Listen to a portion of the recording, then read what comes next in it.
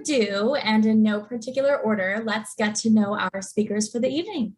First is Jennifer Perkins. Jennifer has worked for the last 30 years as a deputy public defender in San Joaquin County. She's represented clients at every level, from misdemeanors, felonies, homicides, and even juveniles. She's currently in her office's preliminary hearing unit after doing felony jury trials for over 20 years.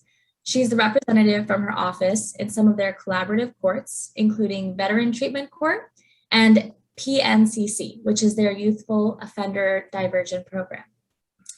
Thank you so much for being here, Jennifer. Thank you. Thank you. Next up is Tim O'Hare. Tim is the state appellate prosecutor with the California Department of Justice. He handles a variety of post-conviction litigation, including direct appeals, habeas corpus writs, and petitions filed by prisoners pursuant to new legislation. He is a statewide coordinator for Section 4900 claims, which involve payments for prisoners found to be wrongly incarcerated. And he's a subject matter expert on veteran sentencing. Prior to his career at the Department of Justice, Tim served in the U.S. Marine Corps as a military police officer and was honorably discharged as a captain. Thank you so much for being here, Tim, and also thank you for your service in the U.S. military. And lastly, but not leastly, we have Nazgol Ghandnoosh. Nazgol is a Ph.D. and a senior research analyst at an organization called the Sentencing Project. She conducts and synthesizes research on criminal justice policies with a focus on racial disparities in the justice system, public opinion on punishment, and the scope of reform efforts. In an article published in the Lancet Infectious Diseases, the link for which we will be sharing with you all later, she explained why people serving long-term sentences for violent crimes should be included in the COVID-era decarceration efforts. Her latest report, called A Second Look at Injustice, we will also share that link with you all later, is a comprehensive analysis on the growing powerful tool to curb mass incarceration, second look policies that enable extreme sentences to be reevaluated. Her work has been featured in outlets such as the Washington Post, the New York Times, and the WNYC's On the Media. So thank you so much, Nazgol, for being here. Great to be here. Thanks.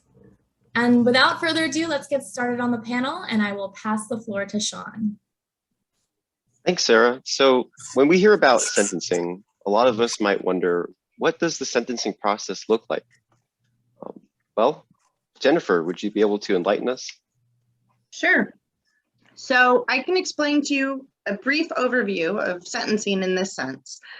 When you are arrested by the police officer, a police officer files a crime report, and they then send that crime report to the district attorney's office, and the district attorney decides at that point what kind of charge you are going to be charged with. And it can be a misdemeanor, which carries no more than 1 year in the county jail, or it could be a felony that has various prison options. And the district attorney can also decide not to even file charges against you. So it pretty much starts right there at that level of how you're going to be charged. If you are charged with a misdemeanor, you can do no more than 1 year in the county jail. And some misdemeanors carry no more than 90 days, but the majority is anywhere from 6 months to 1 year is their maximum. You have a right to have a jury trial. At the end of your jury trial, the judge will then sentence you as to what they believe is appropriate if you are found guilty. But really what we're talking about are felonies, because those are the ones that carry a lot of repercussions for a lot of people. So a felony, most felonies carry a triad. There are 3 different punishments you can get, and what we call them in the field is low term, midterm, or upper term. So most felonies on a whole carry a low term, a middle term, or an upper term. Those are all decided by the legislature.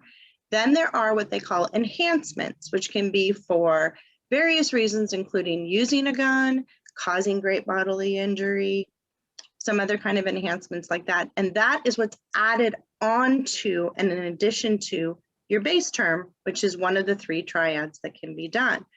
When you go to trial on your felony, and if you are found guilty of a crime and or any enhancements, The judge then makes a determination as to what you will be sentenced to. You can be sentenced to a low, mid, or upper term, and then you can also have on top of that an enhancement. Another kind of enhancement that people hear about are strikes. And strikes mean that what it does is if you have one serious or violent felony as defined by the penal code, then you pick up a new felony, it doubles your time, and you have to do a higher percentage of your time in prison. Or if you have two prior serious or violent felonies, and now under the current state of the law, you pick up a new serious or violent felony, then it's 25 to life. And the judge, or 3 times the term, whichever one is higher.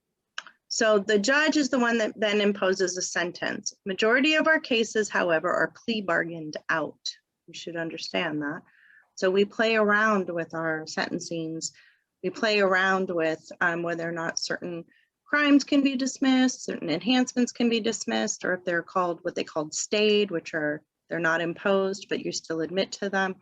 So there's a lot of things that we do in the criminal justice system to play around with the sentencing to get to what the prosecutors want, so that they will dismiss some charges, or if we go to trial, the judge is the one that does the ultimate sentencing.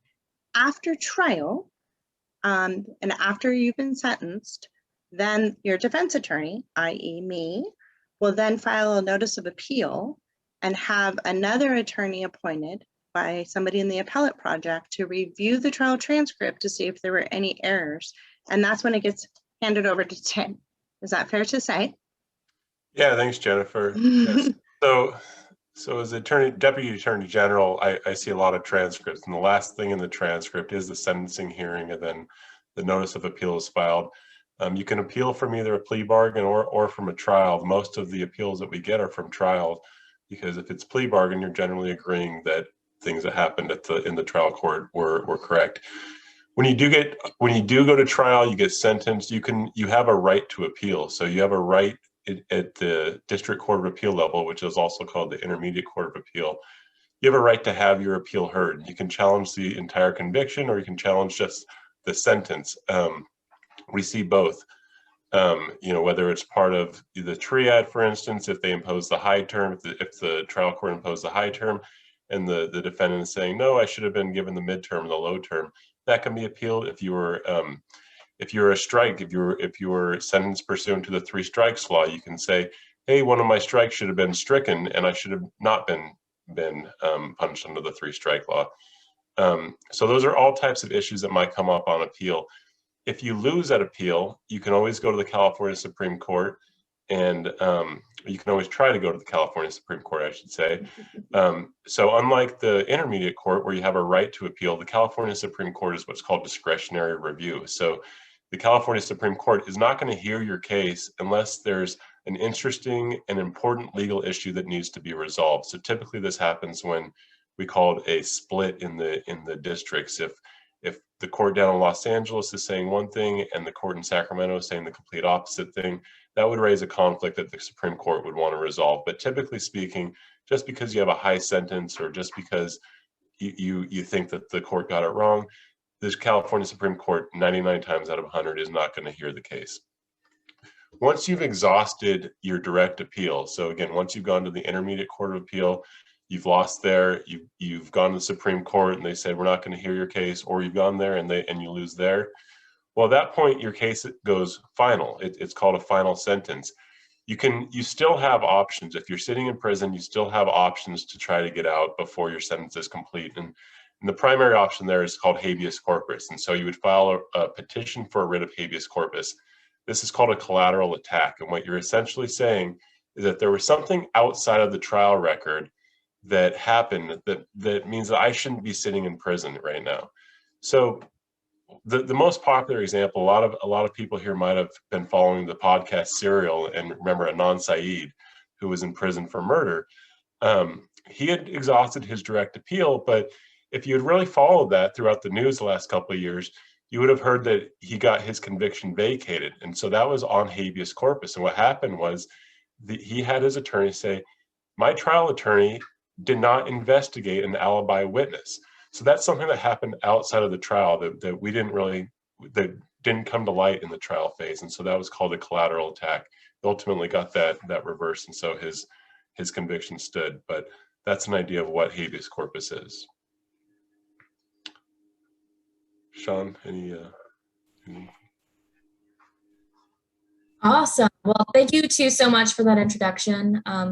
I know I feel better equipped to understand this, the rest of this panel now. So now that we have kind of a procedural background of sentencing, let's dive in a little bit to the legislative background. So more specifically, and anyone who's comfortable speaking to this can speak to it. How has legislation on the state and even federal level impacted sentencing and incarceration? And very importantly, what are some weak points that you guys see in our current sentencing structure? Well, I can talk to the fact that in the 30 years that I have been a deputy public defender, I have seen it all. When I first started, soon after, the legislature passed the 3 strikes, and it was any felony that would send people to prison for 25 years to life. And we had cases of people stealing food, people having minor possession of drugs that were doing 25 years to life, which meant that you had to serve the 25 years before you would be eligible for parole. And it was very jarring, very scary. And because that was looming in the background, these 25 to life, some of these people who had just minor possession of drugs would be taking 6, 8, 10 years in prison, which seems a ridiculous amount of time for a small little bit of drugs, because they were too afraid of the 25 to life. So sometimes the possibility of what's out there really does drive how people plead or do things like that. So it's very impactful when you have such a punitive sentencing structure. And when 3 strikes first came out, judges had no discretion. It wasn't until it went through the Court of Appeals and through appellate issues that the courts then said, oh, okay, the courts can now look at some guidelines and some various things so that even if the district attorney won't strike the strike, maybe a judge will. And there are kind of strict guidelines under various cases, including Romero and the like after that. So also there came a time where we were afraid of our children, and they had laws that made you, that allowed the prosecutors to have the power to directly file anybody from 14 on up as adults. Between 14 and 16, it had to be for murders, but from 16 on up, no matter what kind of crime, there's certain crimes, they can direct file them and go straight to state prison and be treated like an adult, even though they were 16. And over the last few years, the pendulum has swung. And so now the legislature and our voters, through the initiative process, have kind of made it so that the 3 strikes law now is the 3rd felony needs to be a serious or violent felony as defined by the penal code, can't just be any felony. We have taken away some of the power of the prosecutor by having them have to put on a hearing in front of a judge to determine whether or not a juvenile should stay in juvenile court, which is very important. And then we also have decriminalized some of the drugs. We've made some crimes misdemeanors instead of felonies. So when I first started, the straight possession of drugs that sent somebody to prison for 25 years to life is now can be no more than a misdemeanor and no more than 6 months to 1 year in the jail. So there is a huge difference, and the legislature has a lot of power over people's lives. And I think that people don't understand that there's a lot of people's lives that are affected by just the threat of what they could be looking at. And so there's a lot of plea bargains that happen. There's not as many trials because the stakes are too high if you lose, and that especially happened with 3 strikes out there. So people took very large prison sentences, very long prison sentences for cases that today they would not have, or maybe they may have had a defense, but there's just too much pressure and too much anxiety and too much fear of what could happen if they lost. So I think that's how the legislature has changed over the years since I've been practicing.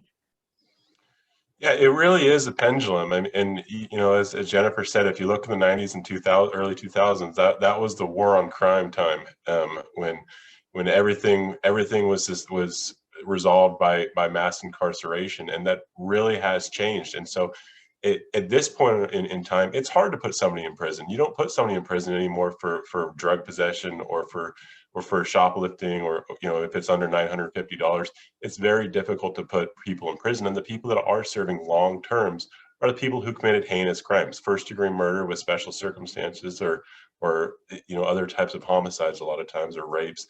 And you know, I know we all have different opinions on this panel, but frankly, those are the people that should be serving prison sentences, because we do have a lot of different goals of sentencing. You know, one of those goals is absolutely rehabilitation, but there's also, you know, we do have a goal of punishing. We do have a goal of keeping society safe by putting these people on timeout from our society.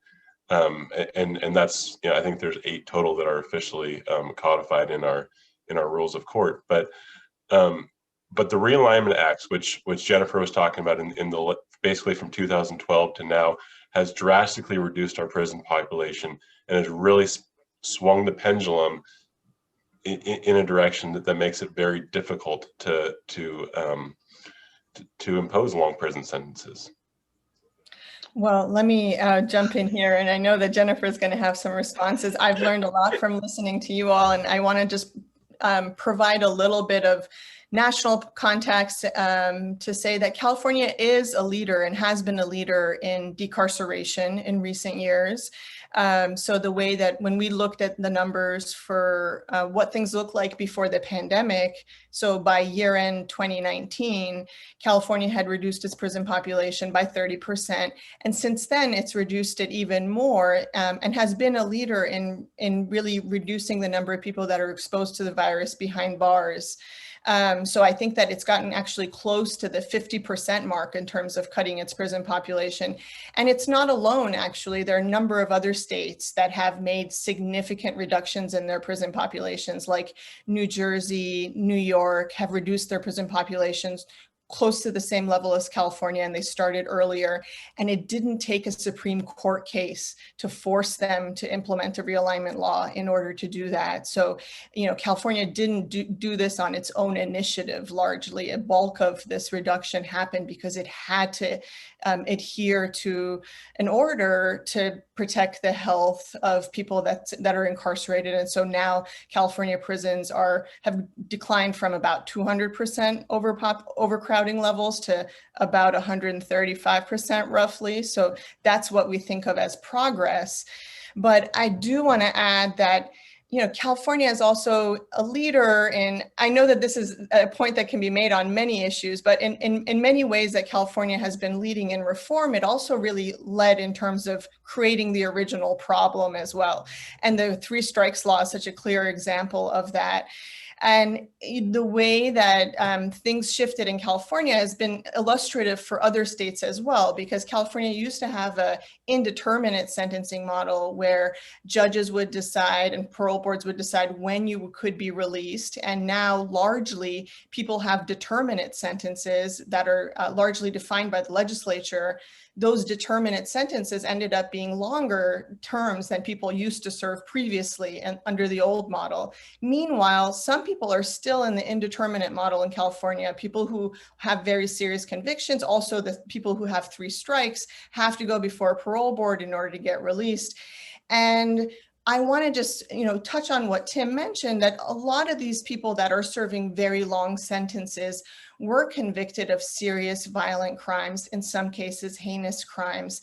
And part of what we at the Sentencing Project want people to realize is that if we actually want to end mass incarceration, we need to build on the reforms that we've had so far for people that are convicted of nonviolent crimes. We need to keep going and doing more to reduce the impact of incarceration on that population.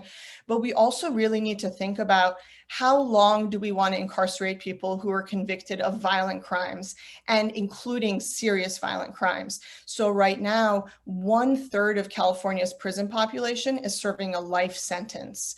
Already, over 25% of people in California prisons have served 15 years in prison. And so we really need to think about many of these people, even if they've committed serious crimes, we know from research that people age out of crime, long sentences don't deter other people from crime, and they tie up resources in incarcerating people in old age that we could spend much more effectively in public safety. So I think that's one of the major areas of reform that's needed in California.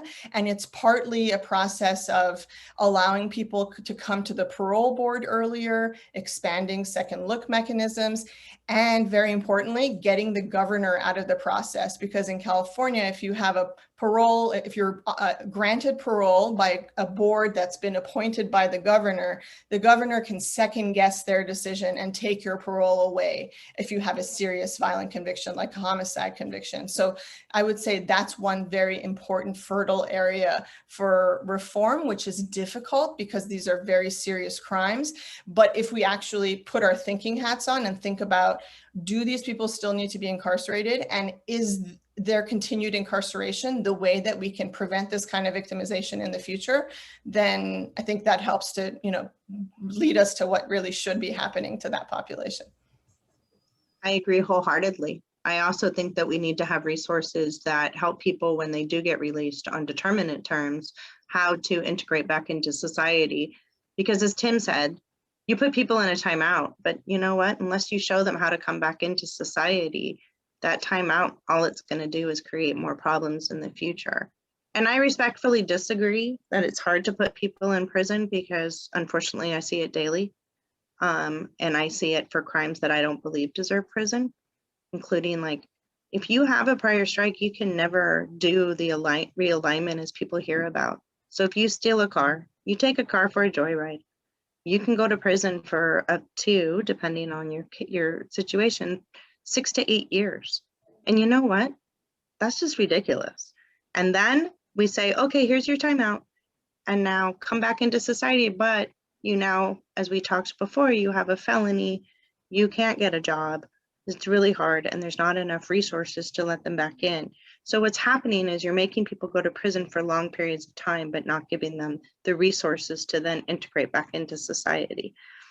But there's a question from our audience of, was there a cultural shift that encouraged the sentencing changes? And maybe Nazgol, you can probably explain this better than I can, but my simplistic little theory is when I was growing up, Nancy Reagan told us just to say no to drugs. And that didn't really work, but that was the mantra because it was a cool little slogan that they can put on things. And then, we over the years, ironically, it's like President Clinton was very tough on crime, and it was very, very much like, lock them up and throw away the key, where these are people you should fear. This is why we need them off of our streets, because who knows, it could be you that's out there that's going to get hurt. That's how Polly Klaas's dad got 3 strikes passed on this fear mongering.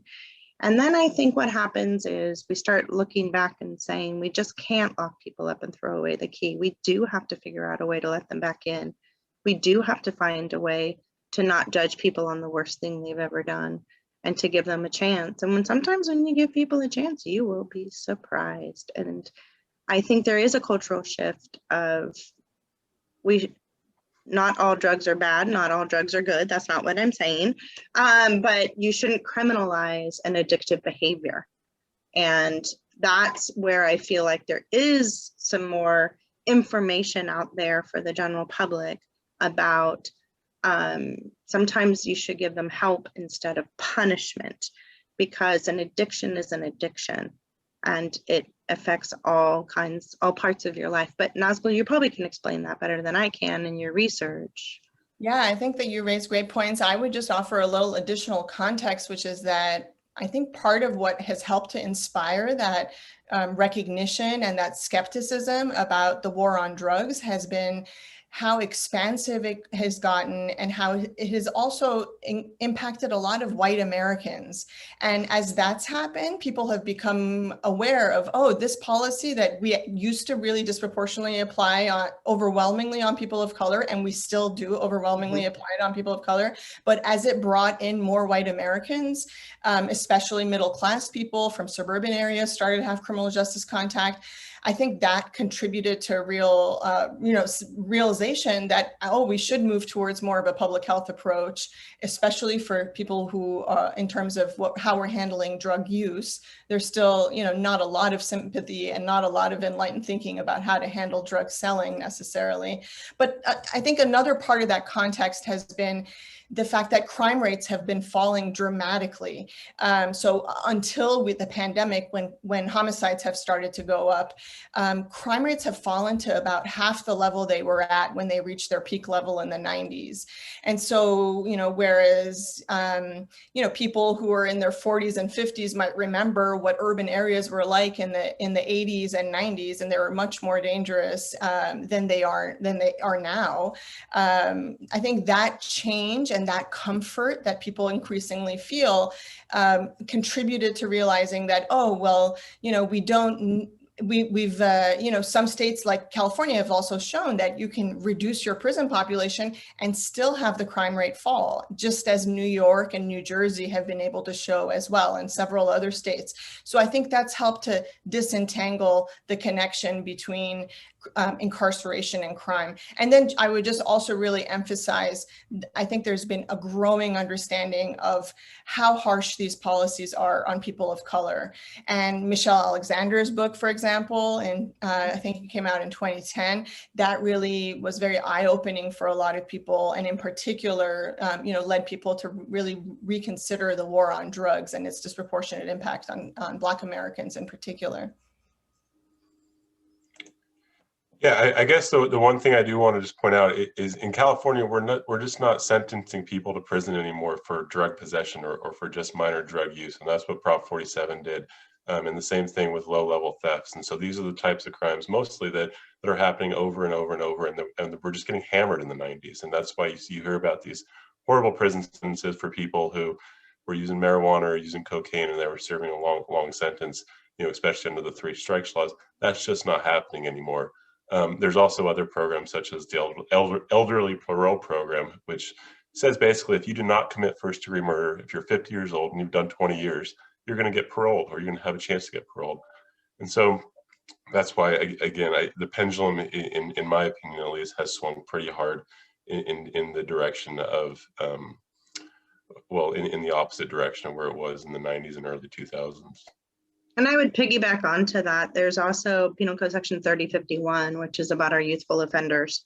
And the youthful offenders, putting people away at the age of 16 on up, that they allow if you've committed a crime under the age of 25 or 26, then you can go before the Youthful Offender Board.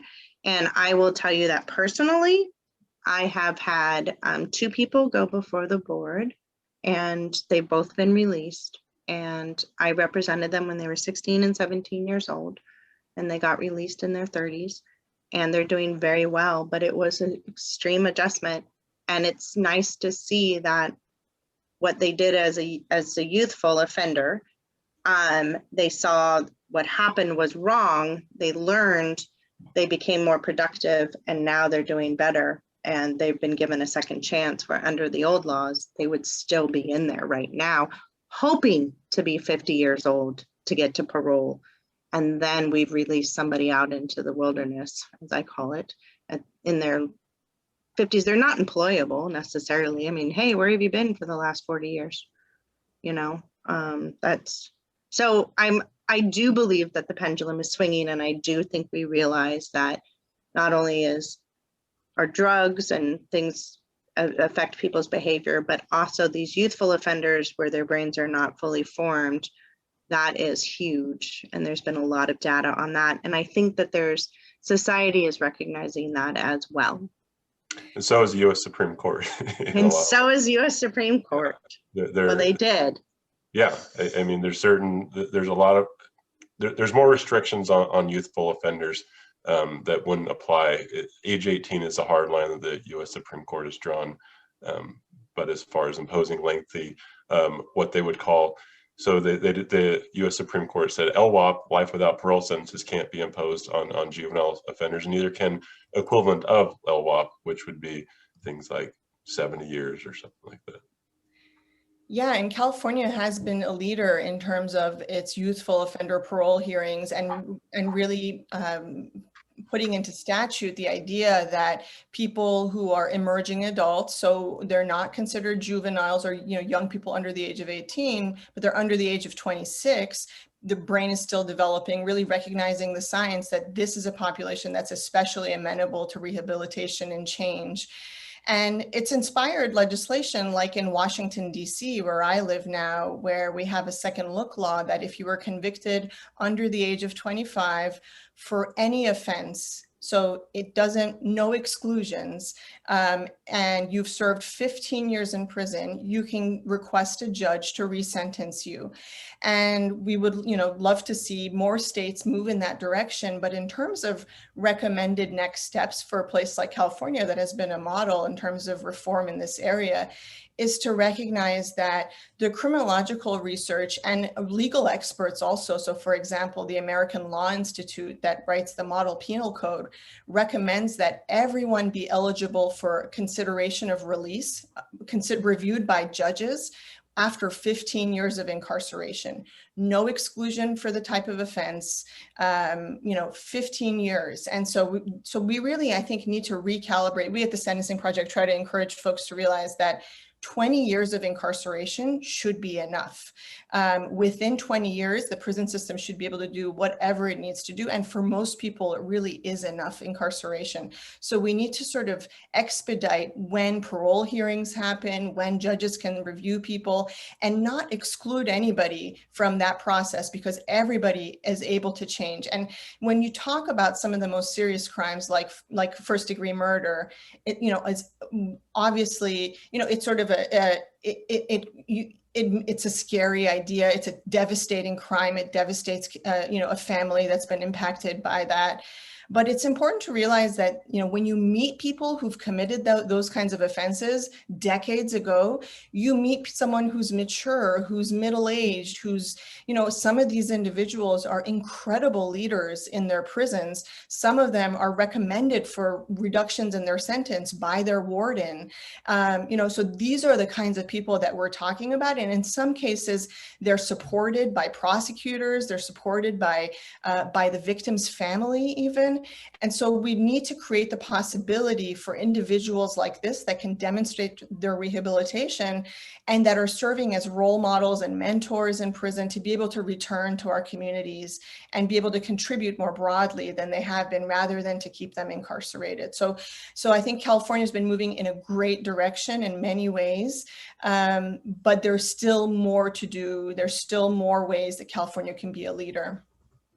And I also think it's really important that if you incentivize people while they're in prison to behave, and that means you can parole, and you can parole earlier. If you walk in and you tell an 18-year-old that your parole date is when you're 45, that's very discouraging. To them, that seems forever, and it is an awfully long time. But if you give them some more incentive, you'll be surprised how much they want to program, how much they want to improve their life, because they do want to get back to their own families. So I agree with you 100%, Nazgol. Yeah, I do agree. I just think that it is worth looking at the whole the whole universe of the goals of our sentencing, and a lot of those goals are aimed at the actual prisoner themselves, and can they be rehabilitated? Can they return to society? But as Nazgol kind of touched on, there's also the aspect of victim rights, and there are instances where if there's a family of a first-degree murder victim, they would like to see that person released, but there's also instances where they haven't, and there's instances where the prisoners killed multiple people, and those are factors that need to be considered before we offer these people chances to be released, because that's also one of our purposes of incarceration.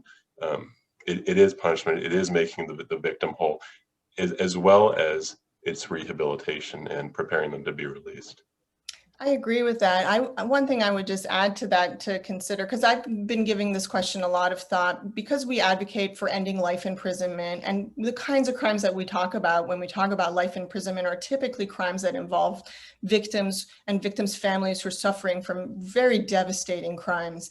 And I've had the opportunity, you know, over this process to meet with victims who say, I changed my views over time.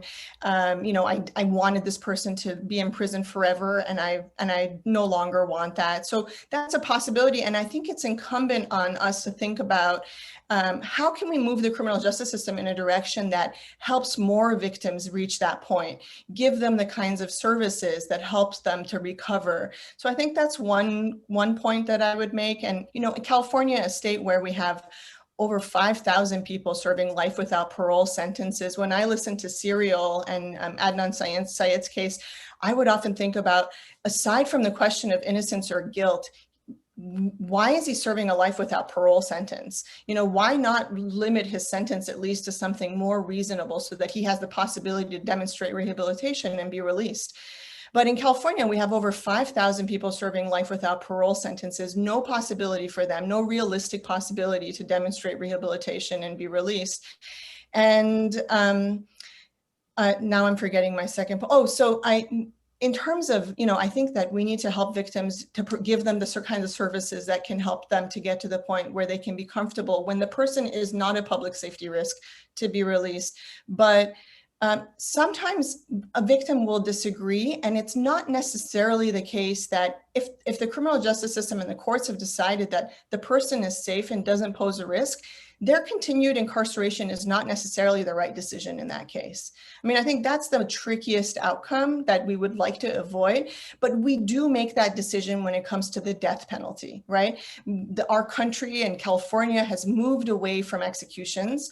And if a victim wants the person who harmed them and their family to be executed, that is not something that we offer. And so we have to think about, do we want to move in that direction with endless incarceration as well?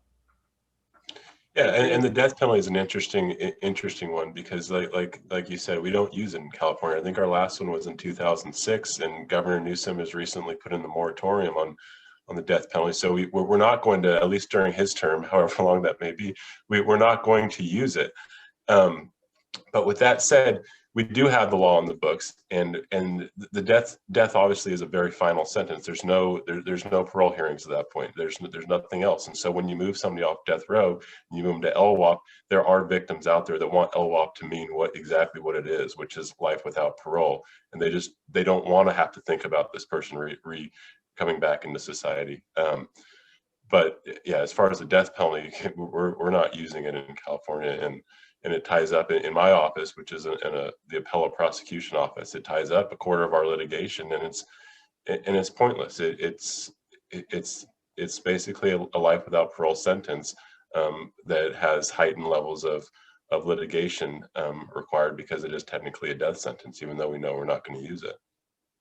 I want to go back to the victim's rights for a minute. I'm not anti-victim, just so you know, but I do believe that we should keep some of the emotions out of our criminal justice system, in the sense that it needs to be, as these people are incarcerated for periods of time, and if they show a commitment to change, that is what should be taken into consideration more than just what the crime that they did in the past, and whether or not that victim wants that person out, because emotionally they don't.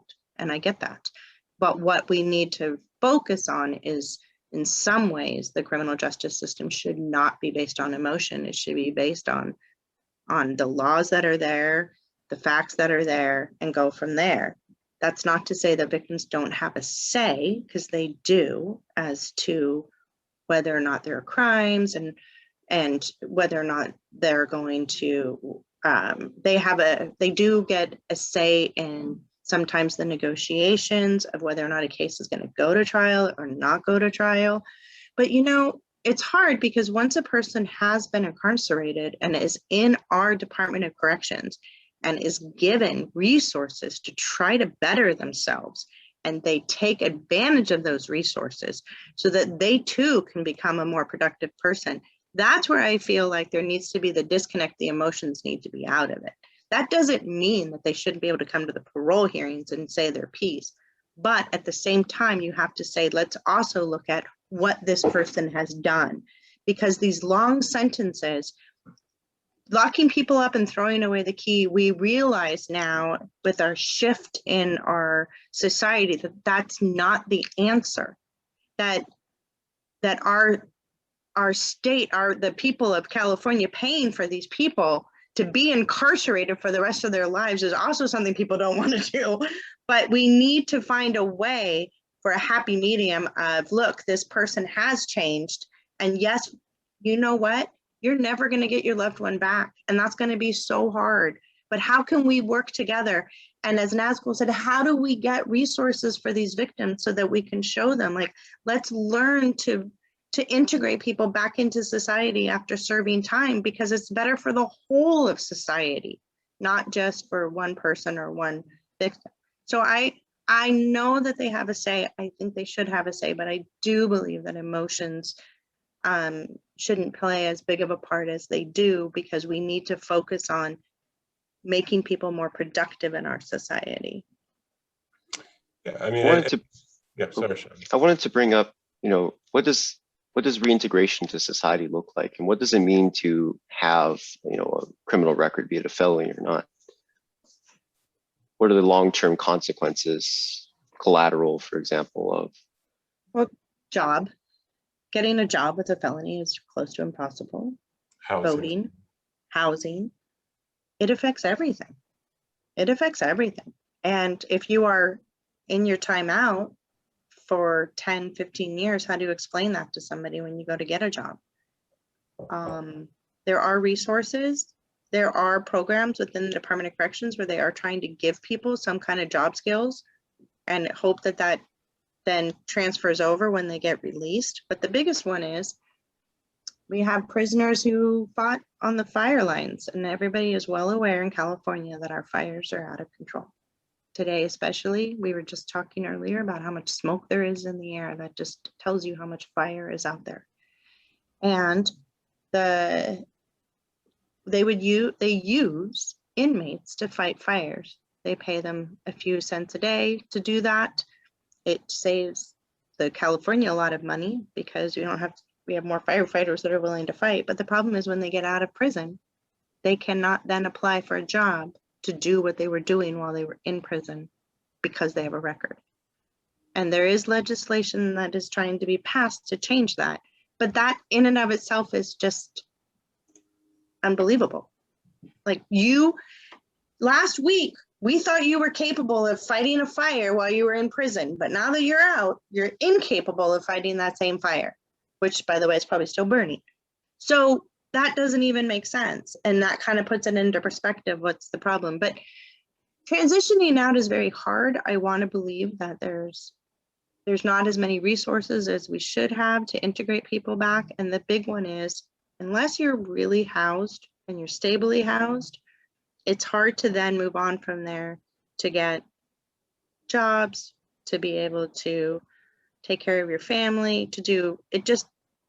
It has a repercussion throughout, and there's a lot of places that you can't be on parole. HUD won't let you be on parole and be in a house. Can't even be on probation. The difference between parole and probation is you do something at the county jail and you get out. Parole is when you're out of the state prison. So housing is very limited for people that have any kind of criminal record. One more thing that I would add, and on a slightly brighter note, is that it used to be when you were released, if you're on parole supervision, you couldn't vote as well.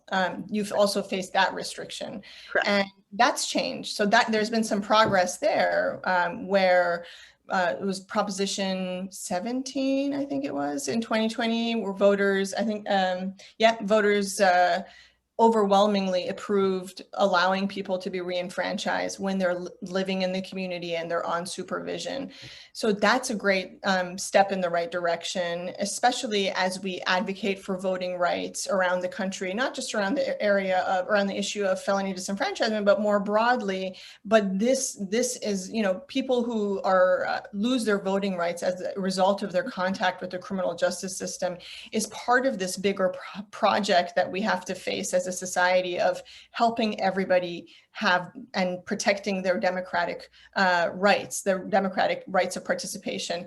And the next step there for California is to not take away people's voting rights when they're incarcerated. You know, when we're going into southern states that disenfranchise people for life, unless they get a pardon from the governor individually allowing them to vote, we could make a much stronger case if we could point to states like California to say, look, in a state like California, you never lose your voting rights.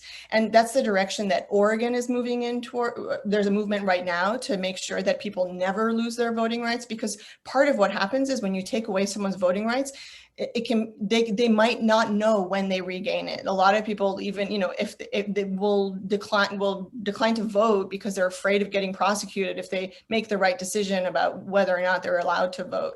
So I would say that's another important area to consider. And I just also want to ask Tim, and I know this is sort of a lawyer rule of not asking questions you don't know the answer to, but I'm just going to break that rule now. But I appreciated that you mentioned that people don't go to prison now for you know, for drug possession, very basic drug possession, right? Maybe you would go to jail for that, but generally you're not going to prison for that. But what about the population that's on community supervision, that's on probation or parole?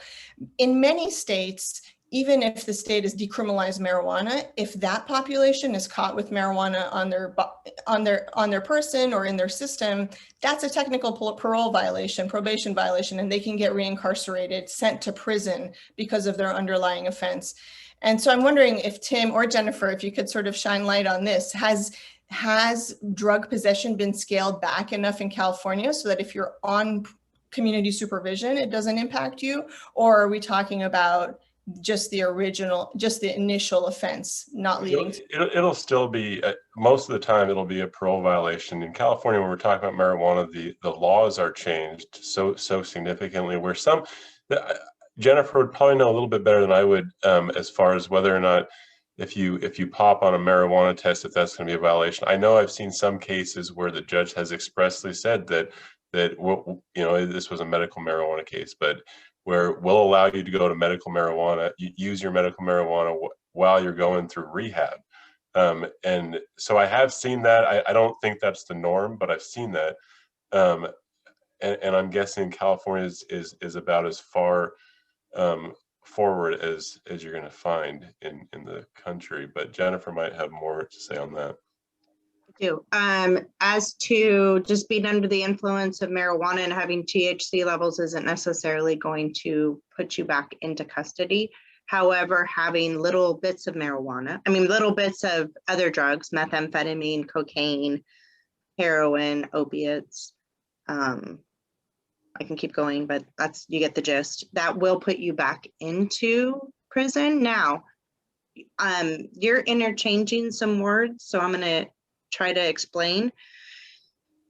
When you under the AB 109, which is what people understand to be the realignment where some crimes are done at the county jail, when you get out of county jail on felonies that in the past would have sent you to state prison, but because you don't have any prior strikes and the new charges are things that have been designated by the legislature to be able to be served locally, then you are released on what they call post-release community supervision, PRCS. It's done, and so when you say community supervision, that's what I'm envisioning. It's done through the probation department, which is something that's at the local county level, and so you are monitored by them. And they will violate you, the probation officer will, for various things, including the simple possessions and things like that. depending on your crime, they can make it a condition that you not have marijuana, just like depending on your crime, you can have that you're not allowed to have alcohol, even though alcohol is legal, it can still be. So if you are found in violation, they can send you back to jail, and they can send you back for up to 6 months. Okay. If you go to prison, and when I say prison, I mean the Department of Corrections and Rehabilitation. I call it big boy prison. I admit that's probably inappropriate, but it means you're gonna go to a state prison. When you get released, you can be placed on 2 kinds of parole, one of 2. If you are there for what they call a violent felony, which is defined under Penal Code Section 667.5. So those are your murders, your rapes, your robberies, your stuff with guns, those things, then you're going to be placed on parole, and that's done through the state parole. And again, parole can impose upon you conditions that you don't have to necessarily agree to, but they are imposed upon you. And if you don't follow through, you can go back to the county jail for up to 6 months. You don't necessarily go back to prison. You can go back to the county jail, even though you are on parole. If you went to prison because you have a prior strike and your new crime is an auto theft, so your new crime is what we would call nonviolent, non-serious under the penal code, then you are also put on post-release community supervision, similar to the ones that went to the county jail. Again, if you violate, you can go back, but everything's now under the new laws.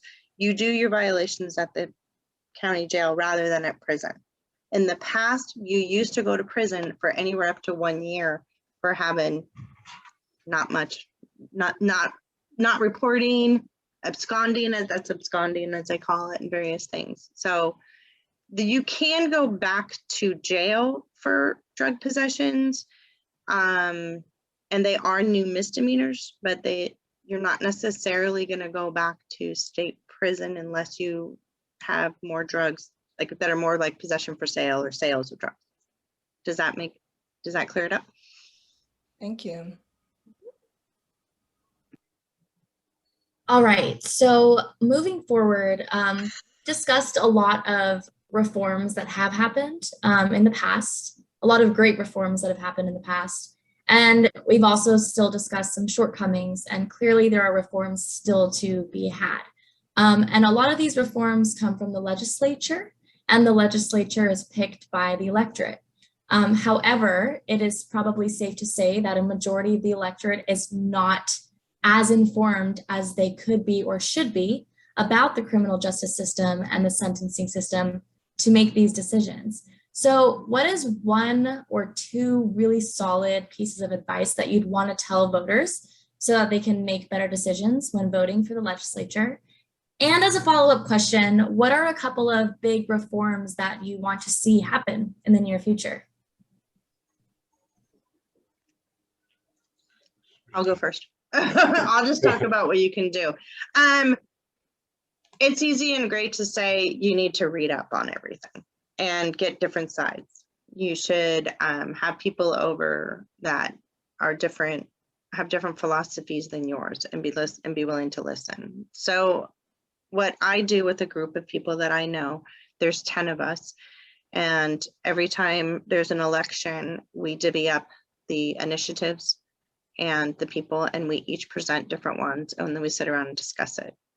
And so and it's really fun, and it's really informative, and I learn a lot. I don't think the average person does that. I think they walk into the voter booth, they have a piece of paper, they sit there and they read it while it's going on. I don't think you can force people to be more informed, but it would be nice. But I do wish, and we've talked about this, that I do wish that some of the things that our initiative process have the voters vote on shouldn't be for the voters. They should be for the legislatures, because I think they're too complicated. And I don't think we know enough, and we are drawn in by the buzzwords or the headlines that you see in any kind of voter pamphlet. So it sounds great. Everybody needs to be more informed. What's really going to happen is we should probably find a way to decide really what should be on the ballots. Those are great suggestions. I would, I guess I would add that if possible, if you're a voter, if you can find a way to meet or learn more about people that are directly impacted, that have been formerly incarcerated, do everything you can to learn more about that population and get to know them, because once you do, you realize that, you know, a lot of this population, they're not that different from you. These are people that made terrible mistakes sometimes, or more modest mistakes, you know, in their earlier years, and they are different now, and they're safe and they can be around you. And so I think that kind of knowledge and interaction really changes people's outlook. And in particular, I guess, I would say that Jennifer mentioned, you know, moving more of the decision-making authority about criminal justice policies towards legislatures and away from sort of people having to go through the very cumbersome process of learning criminological research and, you know, learning about sociology in order to make their best guess about what's effective crime policy.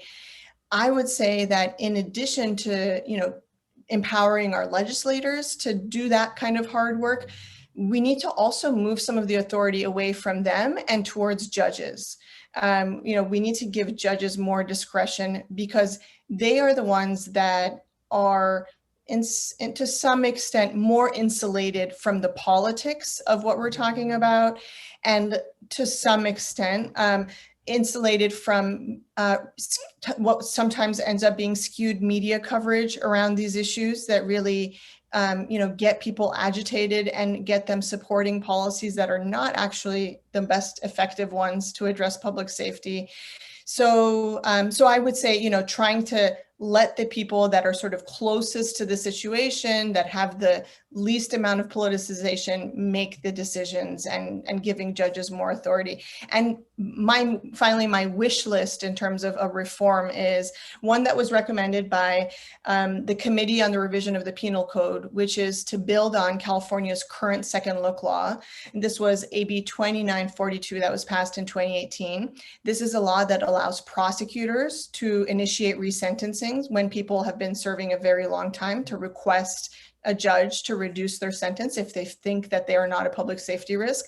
The proposal that's made, that Congressman Phil Ting and colleagues have actually proposed as legislation, is to allow anyone who served 15 years in prison to petition a judge and present themselves and make a case for whether or not their sentence should be shortened.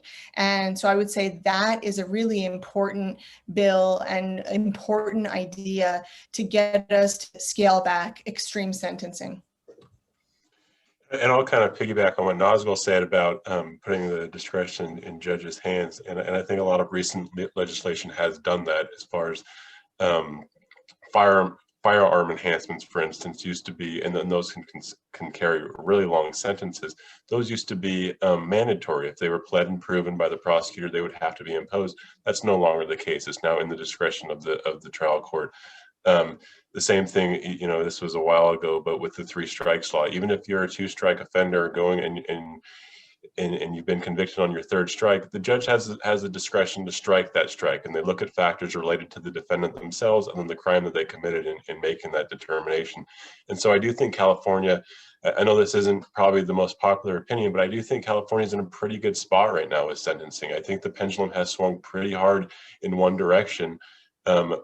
You know, since the 2000s and the early 90s, which I would admit is a little bit draconian. It was draconian back then, but at this point it has swung pretty hard in the other direction.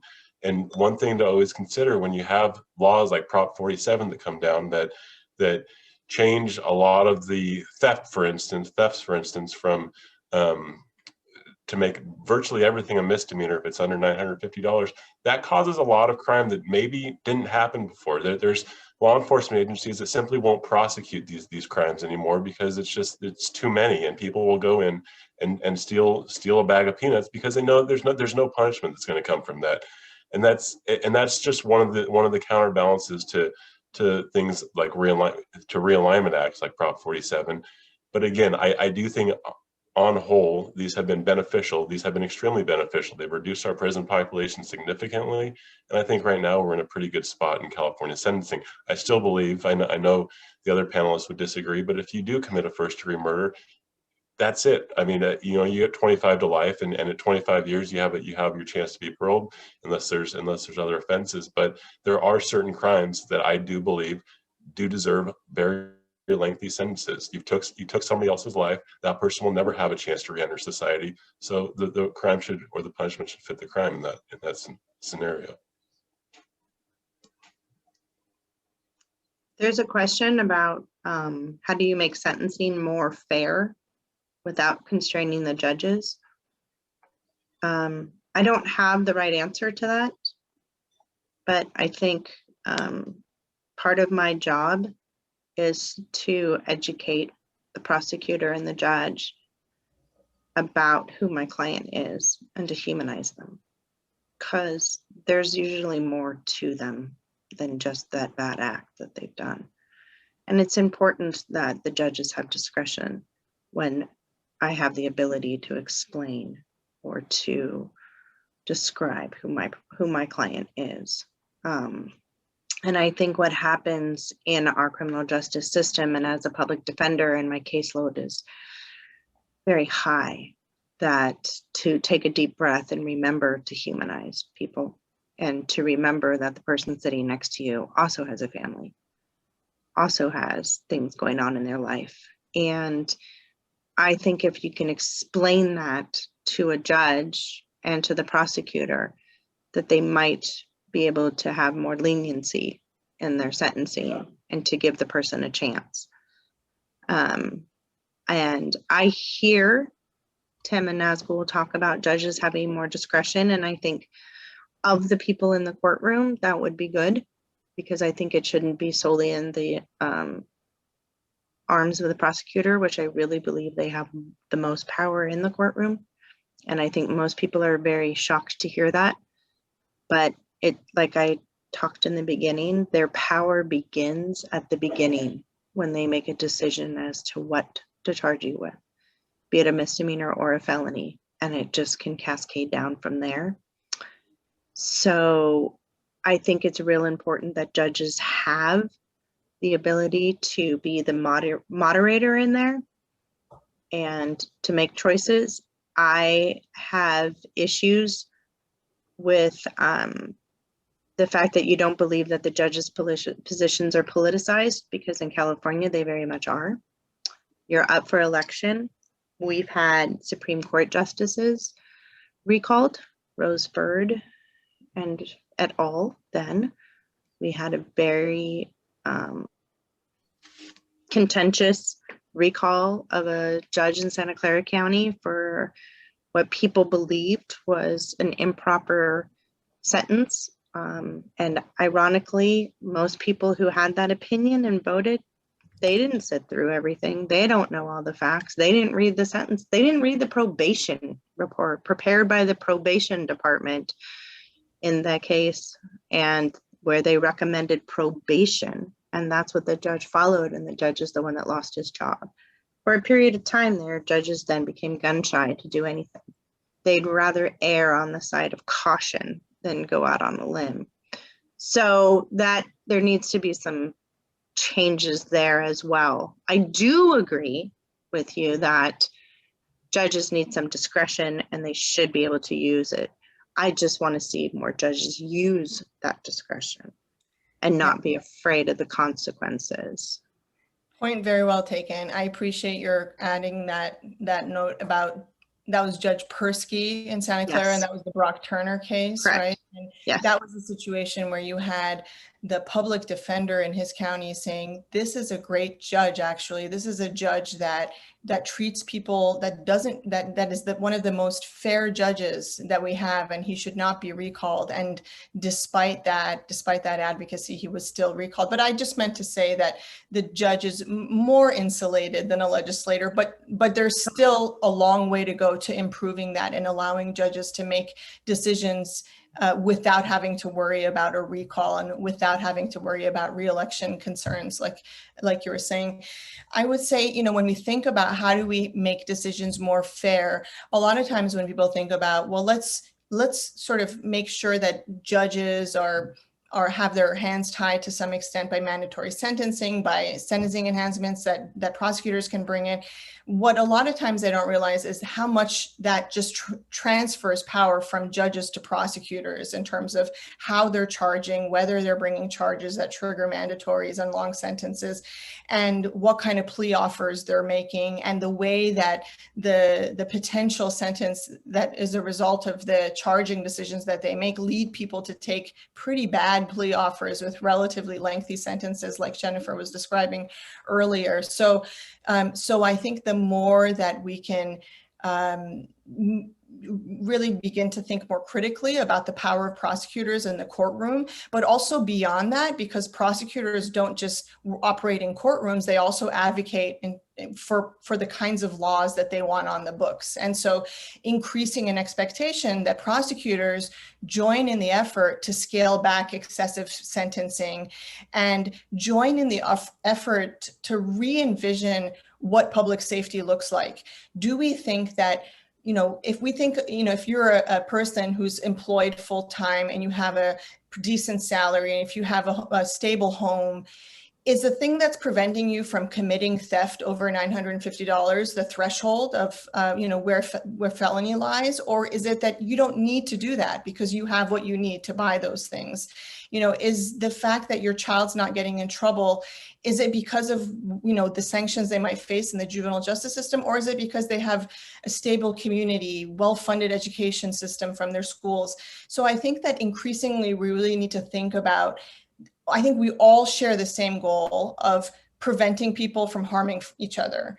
And so the question is, do we achieve that by threatening people with incarceration and imposing it as much as possible, you know, as much as we can stomach? Or do we achieve that instead by rethinking how much money and investment we make in incarceration, and instead investing in the kinds of things that make many of our communities safe, not just the threat of arrest and punishment, but stability and opportunity in terms of housing, in terms of employment, and really to think about public safety more broadly beyond what the criminal justice system is able to do, and to recognize that, as we were discussing in terms of the collateral consequences, sometimes what the criminal justice system is doing is actually at odds with setting people up to succeed and lead productive, law-abiding lives. So, yeah, I think that I would love for more prosecutors to begin to think about that. And I think that DA Gascon in Los Angeles, Chesabuddin in San Francisco are progressive prosecutors that are encouraging their communities to think in that kind of way and to realize that their role is about basically cleaning up a mess, and that part of their work should be to prevent that mess from happening in the first place through tools that are beyond what law enforcement has. I agree. I think there's a question for Tim. Which one was that? Yeah, we got another question. We have several questions in the chat actually, and Nazgol, you briefly touched on it, but Tim, are there any other things in your knowledge that prosecutors can do for sentencing reform? Well, I mean, I guess it circles back to the fact that I don't, when we say reform, I think we imply that something's broken, and I'm not by any stretch trying to say the criminal justice system is perfect, but as far as sentencing, the narrow aspect of sentencing, I think that, you know, I think it's in a good spot. So prosecutors are charged to pursue justice, and justice typically means to follow the law. So when we're talking about, like, is a sentence fair, is a sentence not fair? Well, the only thing we can really measure that against is the law. And that's what the appellate courts are for. If it's an illegal sentence, or if it transcends the bounds of the law, that's what the appellate courts are for.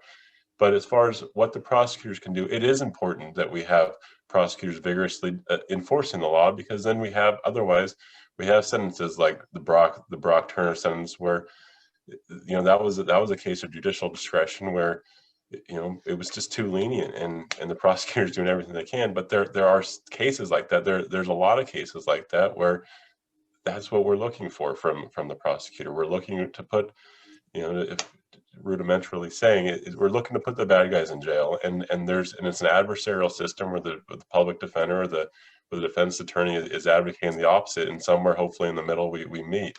But as far as what's a fair sentence, I think the only really way to evaluate a fair sentence is it compliant with the law on the books. And in my view, the law on the books for sentencing, specifically sentencing, is in a pretty good spot right now. That's not to say that there isn't a disproportionate impact on minorities, because there certainly is, but that kind of stems to police reform and maybe charging reform, but not specifically sentencing reform.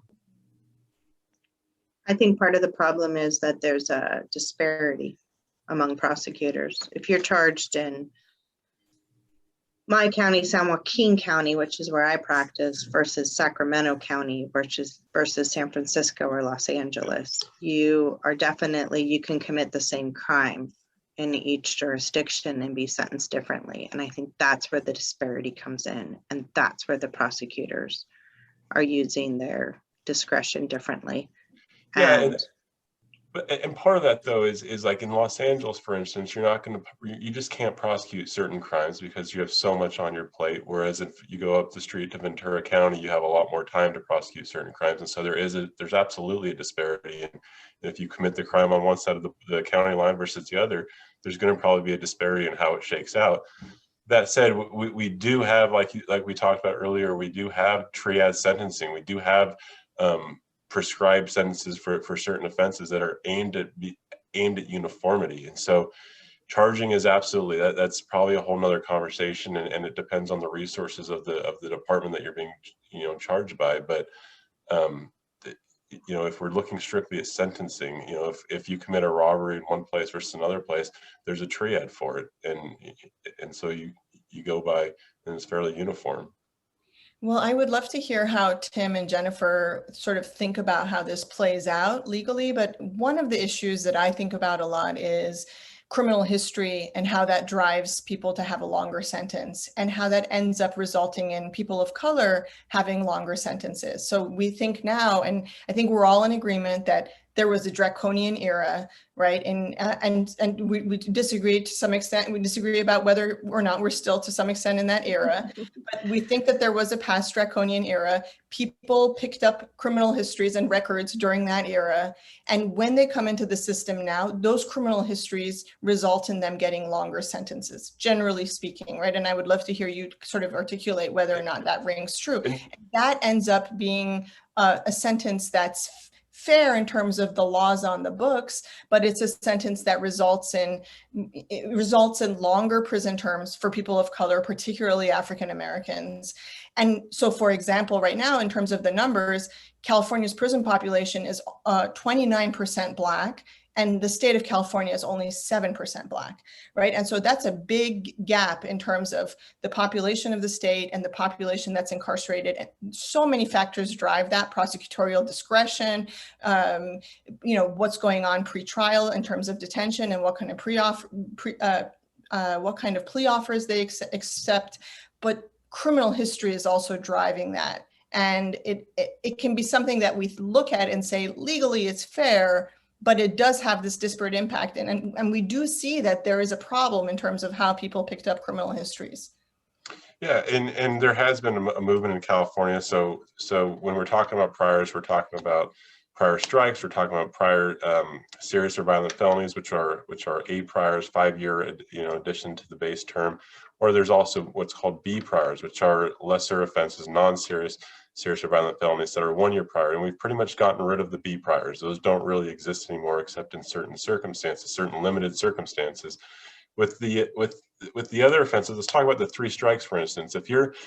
There's almost always going to be a Romero motion if you're a 3 strikes defendant. And a Romero motion is the defense attorney going up there and saying, hey, I don't think my client falls within the spirit of the 3 strikes law. And so there's factors that the court will look at as far as the offense itself, and then the defendant themselves. And they ask, the ultimate question is, does this defendant fall within the quote spirit of the 3 strikes law? And so that looks at things like, how long ago were the strikes? Has there been a long period of crime-free life? Have they led a law-abiding life, and have they carried on a job, and do they have prospects for the future? And the judge has the discretion now to strike those strikes. But when they don't, at least, in theory, it's because this person falls within the spirit of the 3 strikes law, meaning that this person shouldn't be in our society, next year, basically. That this person should serve a fairly decent prison sentence. My problem is the prosecutors are charging strikes that are 20 and 30 years old. And what you're saying is, and now it's my job to file a motion to explain to the court why that shouldn't be. And we all agree that the 3 strikes law was very draconian, as we were saying. So now to keep bringing it back up after all these years and keep relying upon it is my issue. Because the prosecutors, they have no problems charging it and then punting over to the defense and saying, okay, now you need to deal with it. And I feel like there should be more limits, and we need to go back and say, you committed a crime 20 years ago, we shouldn't still be talking about it. And you shouldn't still. There's 2 different 3 strikes laws that we're really talking about, though. There's the pre-Prop 36 and there's the post-Prop 36. I mean, I know it's all one law, but we're talking about serious and violent felonies at this point. And if it is 20 or 30 years ago, that's going to be a pretty significant factor in the Romero motion. But what I'm saying is it shouldn't be charged to begin with. And I think this segues over to there's a movement with the Racial Justice Act that I'd like just to touch on for a second, because I think it goes to some of what Nazgol says, which is there is some groundbreaking new laws, because we are discovering that so many brown and black communities are being targeted. And so the Racial Justice Act is a new law in California that targets both direct and what we call implicit bias in criminal prosecutions. So previously, a defense attorney would have to prove that there was explicit or intentional racial bias in a case, which was almost impossible to overcome. And so the Racial Justice Act now has created a new law, and it's the first of its kind in the country, I think. Nazgol will tell me if I'm right or wrong on that. That allows the defense to challenge racially discriminatory outcomes through data and statistical analysis, or demonstrating the role that implicit bias plays in a case. So, and it allows for various remedies regarding that, up to and including dismissal. So what we see sometimes is that officers target very specific low-income neighborhoods, and those neighborhoods are usually black and brown. And then those are the people that are normally charged with a crime. And then it goes from there. And then those are the ones that are in the criminal justice system. And then those are the ones that are prosecuted. And then those are the ones that have this happen. So I appreciate that at least what we are recognizing now is that there is a history of this, and that we can bring it to the forefront.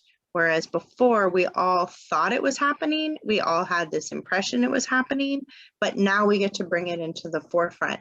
And I will tell you that as a on-the-ground public defender in a county that is very highly black and brown populated, I see it all the time. And I feel like some of the most compelling evidence have been the body-worn cameras that the officers wear, and it really captures the event as it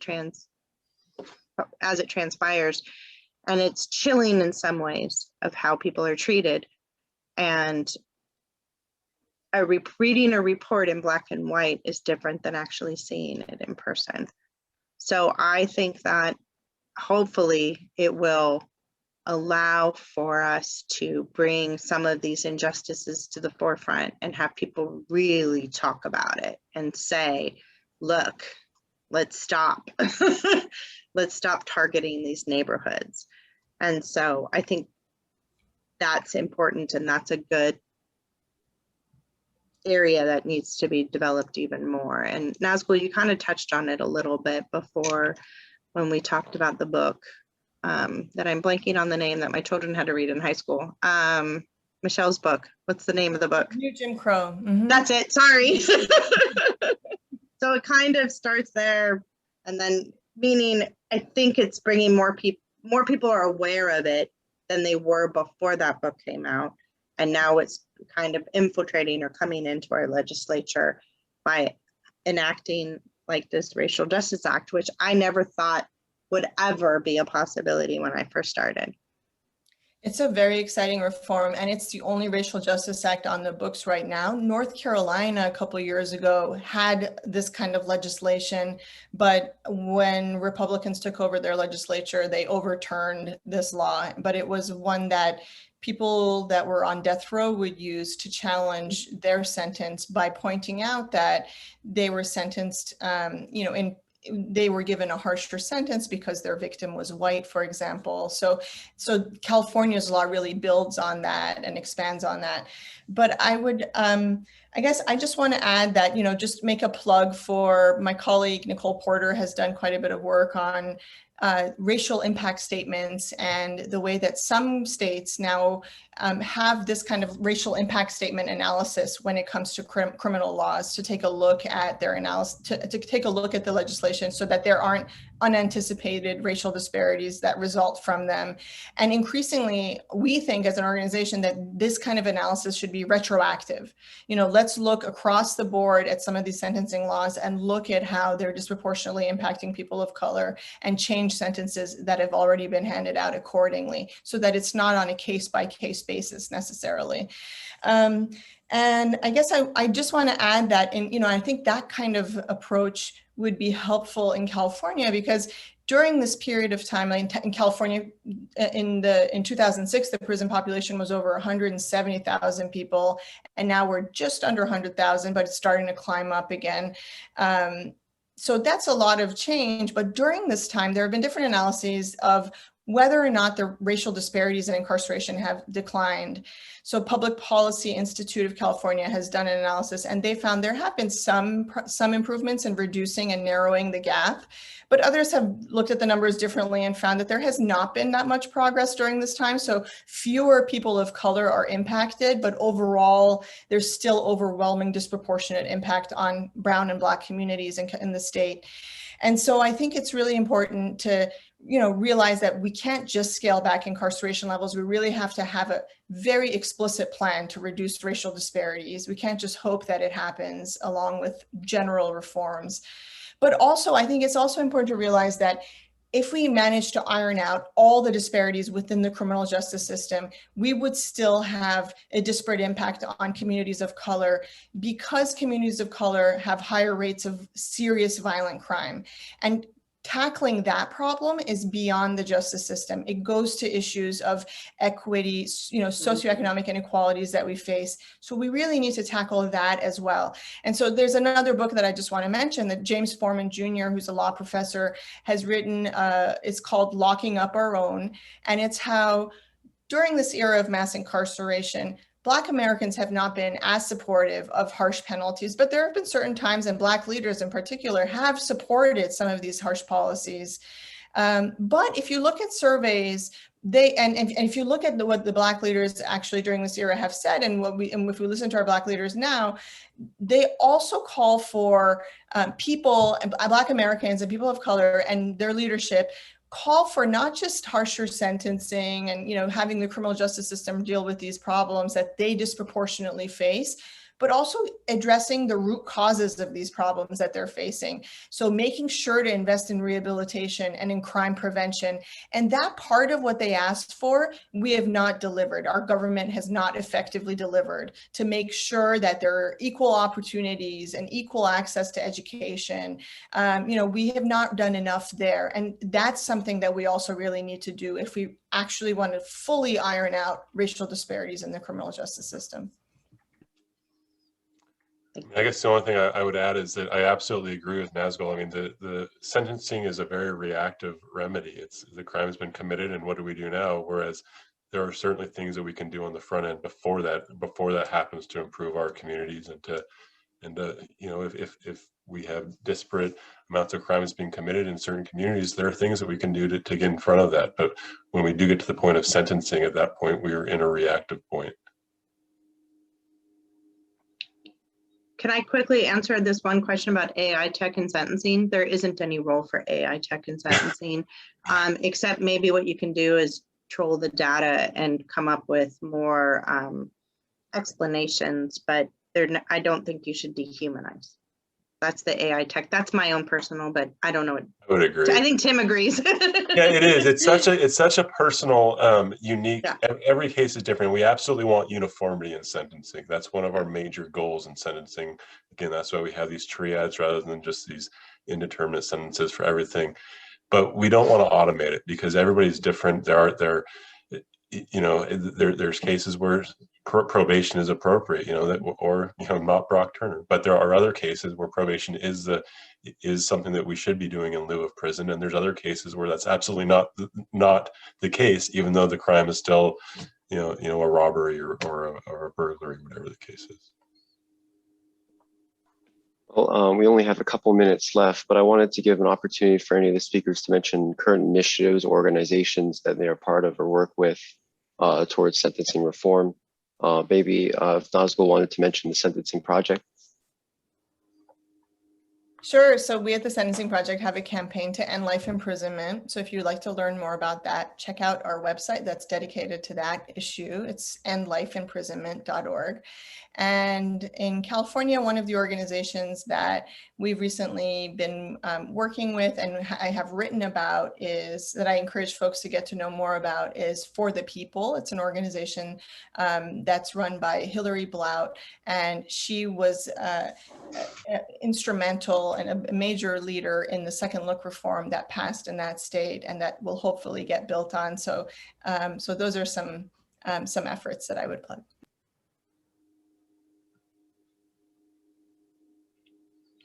From the prosecutor perspective, we're not necessarily looking to, again, with the current pendulum, we're looking to slow the pendulum down rather than to keep pushing it in the direction it's going. I'd just repeat the point that I think California sentencing is in a good place right now, but that's not the view that's shared by everybody. So.